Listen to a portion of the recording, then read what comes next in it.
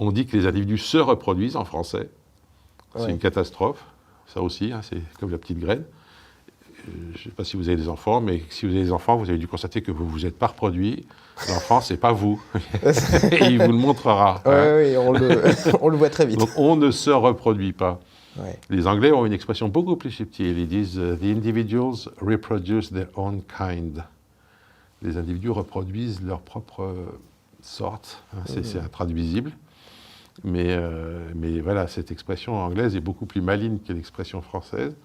Parce que l'expression française, c'est vraiment une impression de reproduction à l'identique des individus. Or ça n'existe pas. La seule chose qui se reproduise vraiment, ce sont les gènes.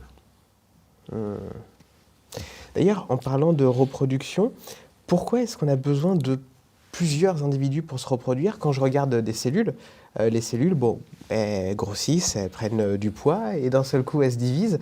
Pourquoi est-ce que nous, on n'aurait pas pu avoir des systèmes un peu similaires? C'est-à-dire, on mange un peu plus que d'habitude jusqu'au moment où, en fait, on se sépare en deux. Alors, il y a beaucoup d'êtres vivants sur Terre, et ces êtres vivants sont tous différents, mais, et ont des caractéristiques différentes.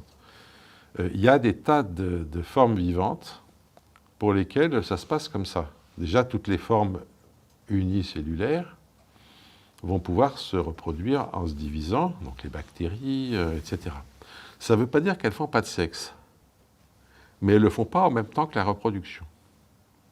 Alors, ce que j'appelle sexe, c'est le fait que deux individus, à eux deux, produisent un descendant qui procède génétiquement un peu de chacun des deux. Voilà, hein. Okay.